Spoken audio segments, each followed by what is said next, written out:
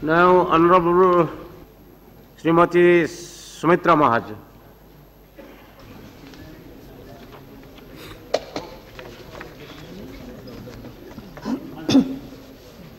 माननीय अध्यक्ष,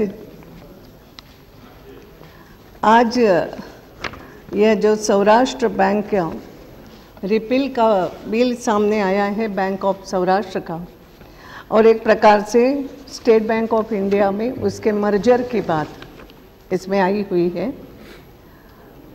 ये धीरे धीरे ऐसे होना है कि एक के बाद एक छोटी मछलियों को खाने की बात इसमें कहीं ना कहीं उसकी बू आती है।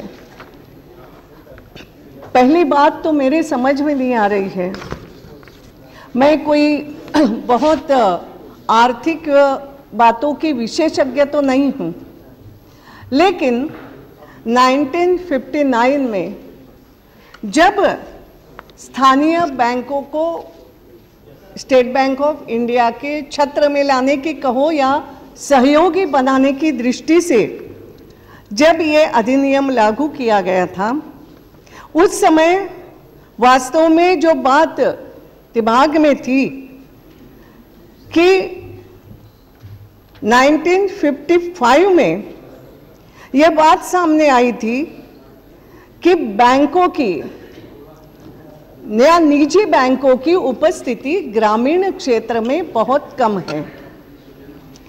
गांव के लोगों को या निजी कृषकों को साहूकार के चंगुल से मुक्त कराने के लिए और ग्रामीण क्षेत्रों में बैंकों की शाखाओं का विस्तार आवश्यक है। और इस दृष्टि से उस समय, क्योंकि उस समय राष्ट्रीयकरण तो नहीं हुआ था, लेकिन जहां तक मुझे याद है इंपीरियल बैंक को स्टेट बैंक ऑफ इंडिया बनाया गया था, मगर उसके बाद भी कहीं ना कहीं ये ग्रामीण और शहरी इन दोनों के विकास का असंतुलन बढ़ता गया। और ग्रामीण क्षेत्र में, या मैं यूँ कहूँगी कि अपने अपने प्रदेश में छोटे छोटे स्थानों पर लोगों के विकास के दृष्टि से बैंकों का जितना विस्तार होना चाहिए था वो नहीं हो पा रहा था। स्टेट बैंक ऑफ इंडिया भी कहीं ना कहीं इसमें कमज़ोर दिख रही थी। और तब एक बात सामने आ गई कि इस असंतुलन को कैसे दूर करें, और यह दूर करने की दृष्टि से विचार किया गया कि क्षेत्रीय पहचान वाली जो बैंकें हैं, अलग अलग रियासतों ने अपने अपने क्षेत्र में जो स्थापित की हुई बैंक थी, चाहे बैंक ऑफ त्रावणकोर हो, बैंक ऑफ इंदौर भी उसकी ही एक बात है, बैंक ऑफ मैसूर हो, स्टेट बैंक मैसूर हो, ऐसे जो अलग अलग बैंक थी, उन अलग अलग बैंकों को जो स्थानीय, जिनका इंटरेस्ट भी अपना स्थानीय होता था, कहीं ना कहीं स्थानीय लोगों के स्वभाव से, स्थानीय लोगों की अस्मिता से जुड़ी हुई ऐसी ये बैंक थी। और इसलिए स्थानीय विकास में ये बैंकें सहभागी होती थी, सहयोगी बनती थी, अपने अपने क्षेत्र के, अपने अपने प्रदेश के विकास में ज़्यादा से ज़्यादा इंटरेस्ट ये बैंक लेती थी। तो इनका सहयोग लिया जाए। मैं जो समझ रही हूँ 1959 में ये अनुषंगी बैंकों का जो बिल लाया गया, तो मन में कहीं ना कहीं बात कि ये सभी बैंकों को एक अगर दर्जा दिया जाए, बड़ा दर्जा दिया जाए और स्टेट बैंक ऑफ इंडिया से ये जोड़ी जाए, कहीं ना कहीं उसकी छत्र छाया में लेने की बात मैं कर रही हूँ, विलय की बात नहीं थी, छत्र छाया में लेने की बात थी, ताकि अपनी अपनी जगह पे ये बैंकें अच्छी तरीके से काम करें। और एक जो बहुत बड़ा राष्ट्रीय दृष्टिकोण था, राष्ट्रीय विकास का दृष्टिकोण था, इस राष्ट्रीय विकास के दृष्टिकोण को लेकर के जो स्टेट बैंक ऑफ इंडिया चल रही थी, उस राष्ट्रीय विकास के दृष्टिकोण को ये आगे बढ़ाती रहे, आगे बढ़ाने में सहयोग दे। ये बात कहीं ना कहीं इस 1959 का ये जो अधिनियम है, और उस अधिनियम के अंतर्गत ये बातें थी, इसमें विलय की बात कहीं ना कहीं जरा सी भी नहीं थी। इसमें अनुषंगिक बैंकें इनको बनाया गया था। हालांकि upper hand state Bank of India का ही था, क्योंकि उसमें कई सारी अगर ऐसे जो प्रावधान थे कि their chairman for the time being of the State Bank ex officio, chairman ex officio रहेगा। फिर उसमें यह था कि स्टेट बैंक ऑफ इंडिया जो जैसे कहेगी, जैसे एडवाइस देगी, वैसे इन बैंकों ने चलना है। आरबीआई ये सबसे बड़ा रहेगा। कई सारे ऐसे प्रावधान इसमें थे। तो लगता ऐसे ही था कि जैसे ये बैंक उसी तरीके से काम करेगी जैसे स्टेट बैंक चाहेगा। वहां तक भी बात ठीक थी। फिर भी अगर हम देखें तो अपने अपने स्टेट में इन बैंकों ने, जो मैं अलग अलग 6-7 बैंक थी, इन बैंकों ने बहुत अच्छी तरीके से, क्योंकि मेरा अपना जो अनुभव है, मैं इसलिए इतने विस्तार से बात बता रही हूँ क्योंकि इसका अगला आपका जो भक्ष्य है, ये भक्ष्य मेरे यहाँ की बैंक है स्टेट बैंक ऑफ इंदौर, ये भक्ष्य बनने वाली है आपका। और इसलिए मैं कहीं ना कहीं अंतरंग से बोल रही हूँ कि ये एक पहचान थी, अपने अपने प्रदेश की पहचान, अपने अपने संस्कृति की पहचान है। ये सब बैंकें काम तो कर रही थी आपकी छत्र छाया में, यानी स्टेट बैंक ऑफ इंडिया की छत्र छाया में काम कर रही थी। और वास्तव में यह तय था एक प्रकार से कि विलय नहीं करना है। मैं इसलिए बोल रही हूं तय था क्योंकि इसीलिए 2009 में जो एक आपने ही एक अधिनियम लाया गया, ये 2009 का जो अधिनियम है, अगर आप देखें 2007 ये संसद में पास किया, सॉरी 2009 नहीं 2007 में भारतीय स्टेट बैंक का इसमें संशोधन लाया गया। जो इसमें यह था कई सारी चीजें दी गई थी ये सहयोगी बैंकों को कि ये अपना अलग चेयरमैन बना सकेंगे, पूंजी बढ़ाने का इनका मार्ग कैसे प्रशस्त हो सकेगा, निर्देशक मंडलों को स्वायत्तता दी जाएगी। ये सभी प्रावधान इसमें किए गए थे। माननीय मंत्री जी, मैं 2007 के संशोधन की तरफ आपका ध्यान आकर्षित कर रही हूं कि तब यह लगता है कि उस समय भी विलय की बात कहीं दिमाग में नहीं थी। उसमें उल्टा इन बैंकों को आगे बढ़ाने की बात आप कर रहे हो कि अपना चेयरमैन बनाओ, एक्स ऑफिशियो नहीं, अपना अपना निर्देशक मंडल तुम्हारा अपना रहेगा, तुम अपना कारोबार और बढ़ाओ, ऐसा कहीं ना कहीं, और वो भी संसद में पारित है। मैं संसद में पारित इस पर जोर दे रही हूं क्योंकि आगे जो बात आएगी, और ये जो किया हुआ है तो कहीं ना कहीं यहां भी बात ये दिखती है कि ये बैंक अच्छे काम कर रही है और ये वास्तविकता भी है। अगर आप देखो तो स्टेट बैंक ऑफ इंदौर जो हमारी है वो कहीं ना कहीं हमें अपनी लगती है।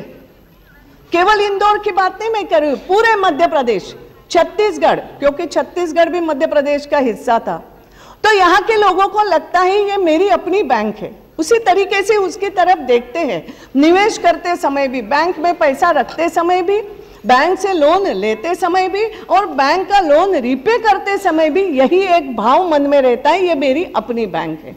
ये कहीं ना कहीं भाव तो रहता है। और उसी अनुसार आप अगर देखो कि जो अपेक्षा थी इनसे कि ग्रामीण क्षेत्र में आप ज्यादा से ज्यादा पूंजी निवेश बढ़ाइए, तो आप देखिए कि स्टेट बैंक ऑफ इंदौर के अगर आप बात देखो 2008 में अगर देखो, साख जमा का अनुपात जो है 115% है कि 100 रुपए अगर मिले हैं उनको तो उन्होंने 115 निवेश किया है। स्टेट बैंक ऑफ इंडिया ने भी इतना नहीं किया है, 80% किया है।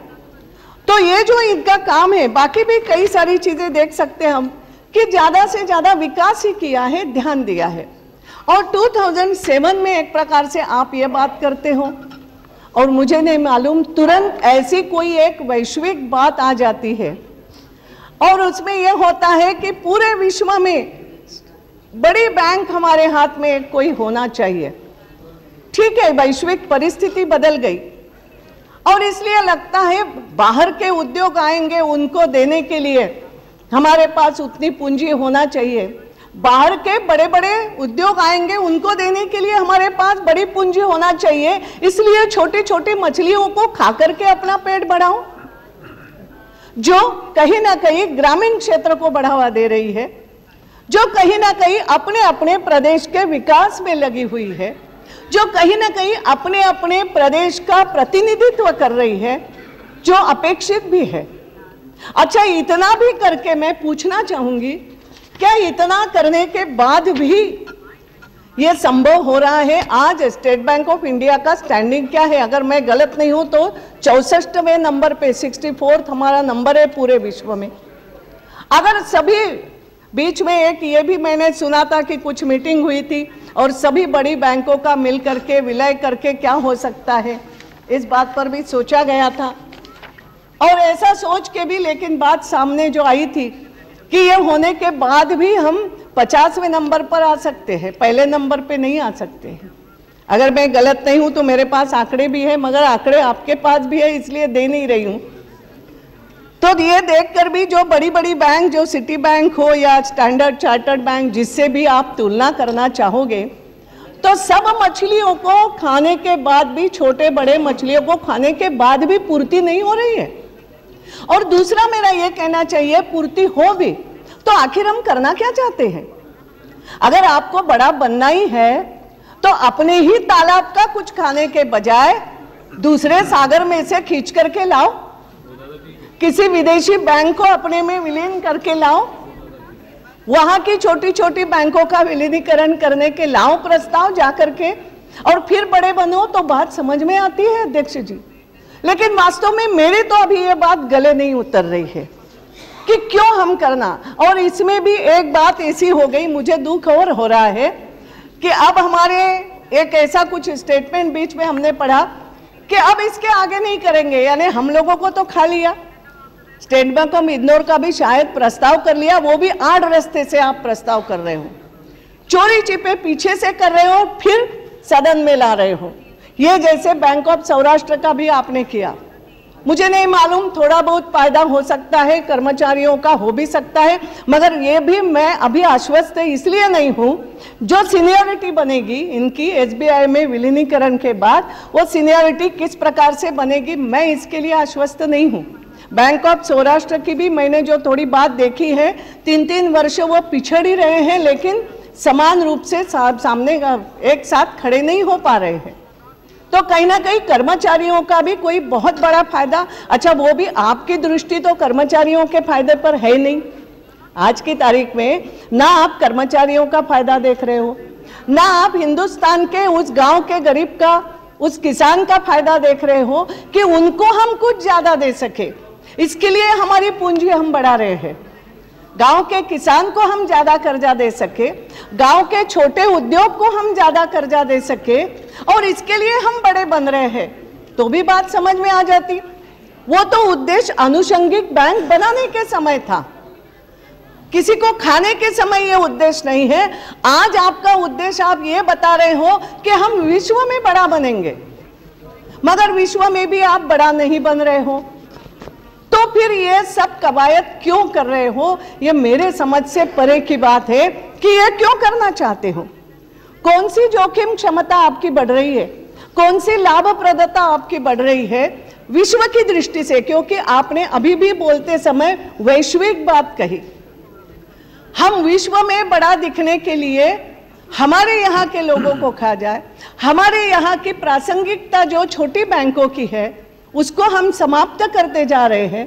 अपनी एक पहचान थी। मैं स्टेट बैंक ऑफ इंदौर की बात करना चाहूंगी कि वहां के महाराजा ने, वहां की रियासत ने उसको खड़ा किया। कहीं ना कहीं लोगों को लगा ये हमारी अपनी बैंक। आज भी उसका केंद्र अगर इंदौर में है तो लगता है ये मैनेजर बैठा है, ये हमारा अपना, ये हमारे विकास की बात करेगा। हमारे यहाँ गांव-गांव में ब्रांचेस खोलना हो, ताकत के साथ हम मध्य प्रदेश वाले कह सकते हैं उनको कि मध्य प्रदेश के विकास के लिए आप हो। छत्तीसगढ़ वाले भी उनको अपना मानते हैं कि हमारे विकास के लिए आप हो। ये अपनत्व का भाव भी समाप्त हो जाएगा, कर्मचारियों में भी वो भाव है। एक बात और हो जाएगी अध्यक्ष जी कि ये विलीनीकरण के बाद ट्रांसफर, क्योंकि मुझे लगता है बैंक का नियम है हर 3 साल बाद ट्रांसफर, यानी जो मध्य प्रदेश का आज लगता था व्यक्ति यहीं के यहीं कहीं ना कहीं रहेगा, वो तैयारी बांध के बैठेगा अपना कि कहीं ना कहीं कहाँ जाना पड़ेगा मालूम नहीं।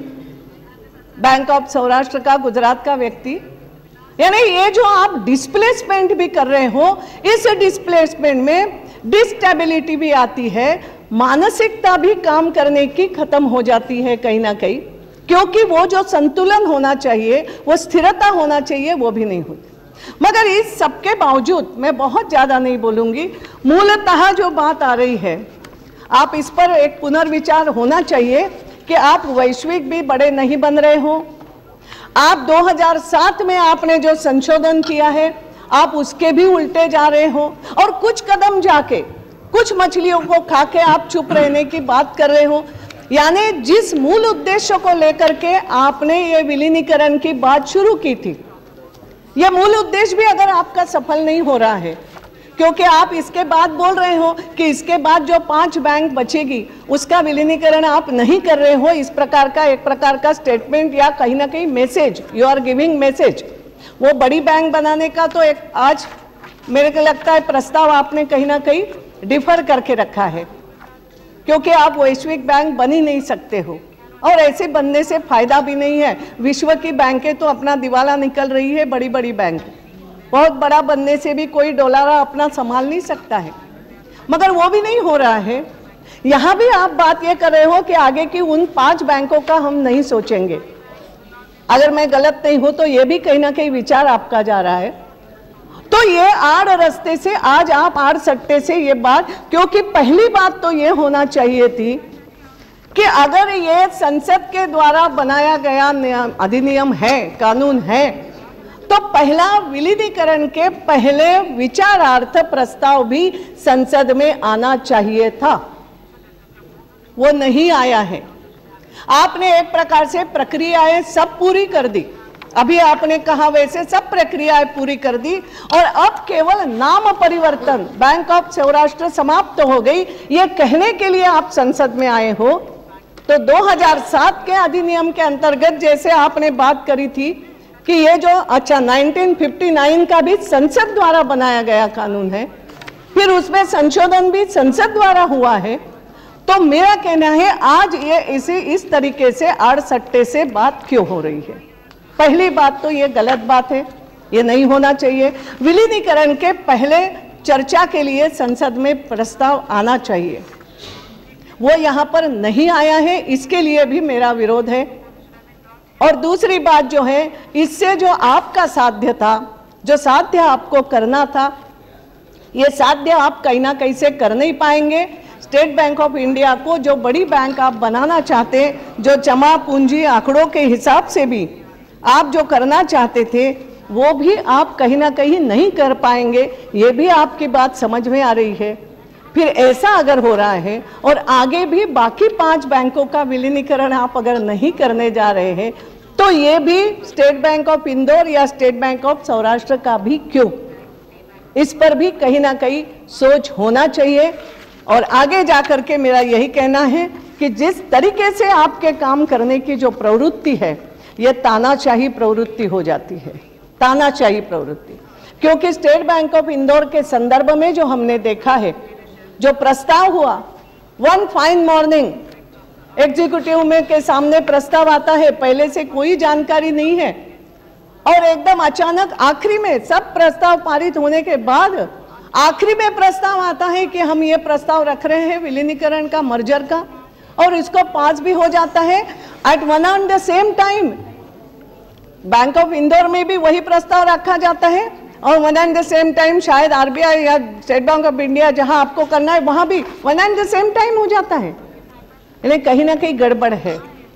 मैं चाहूंगी बैंकिंग सिस्टम में तो ये गड़बड़ियां नहीं होना चाहिए, और इसमें जो स्थानीय लोगों का भाव है, जो स्थानीय आधार पे लोग काम करते हैं, दूसरी एक सांस्कृतिक पहचान को कायम रखते हैं। बैंकिंग इज नॉट ओनली पैसे का लेन देन, आप अगर ऐसा सोचते हो, उससे कभी भी बैंक नहीं बढ़ सकती है।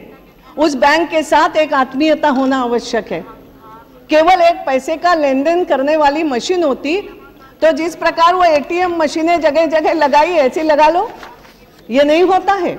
और उसमें भी इस प्रकार की जो बैंक जो है, जिनकी अपनी एक स्थानीय पहचान है, उनके साथ कहीं ना कहीं वहाँ का समाज, वहाँ की संस्कृति, ये सब जुड़ी हुई है। और जो अपेक्षा गवर्नमेंट करती है, सरकार करती है कि गांव-गांव में हम जाए, गांव-गांव के विकास के साथ हम जुड़े, इसके लिए योजनाएं अगर आप बनाते हो, तो वही काम कहीं ना कहीं ये जो बैंकें हैं प्रादेशिक स्तर पर स्थापित, बैंकें हैं वो कहीं ना कहीं ये कर रही है। मेरा आपसे इतना ही निवेदन है, इन सब बातों पर एक बार पुनर्विचार, और केवल ये दिखावे के लिए आज यहाँ पर आए हैं, ये भी कहीं ना कहीं मैं इसको संसद का अपमान मानती हूँ। माफ करना मुझे, मैं अपमान इसलिए बोल रही हूँ कि संसद में विलीनीकरण के पहले प्रस्ताव आना चाहिए था चर्चा में। ये मेरी मान्यता, मैं गलत हूँ तो आप बताइए, क्योंकि संसद के द्वारा पारित ये विधेयक है, संसद के द्वारा बनाया गया ये कानून है 1959 का भी, उसके बाद 2007 का संशोधन भी संसद के द्वारा किया गया। क्यों किया फिर वो संशोधन? और अब आप जब लाते हो, सब पूरा विलीनीकरण का काम होने के बाद, मर्जर का काम होने के बाद, खाने का काम होने के बाद, डकार देने के लिए आप संसद में आते हो, that is very wrong, very wrong. और मेरा आपसे इसलिए निवेदन है, बहुत लंबा भाषण नहीं करना चाहूँगी, केवल मैंने इसलिए ये 2-3 पॉइंट रखे हैं, और आज आप ये प्रस्ताव लाए हो ये भी गलत है। मुझे मालूम नहीं, मेरी जहाँ तक जानकारी है सौराष्ट्र बैंक के लोगों ने भी इसका विरोध किया था, मगर कल स्टेट बैंक ऑफ इंदौर का भी जो बात है उसका भी हम विरोध ही करेंगे। कम से कम इसके कारण जागरूक हो जाए और आगे के प्रस्ताव इस तरीके से नहीं आए, यही मेरा निवेदन है। धन्यवाद।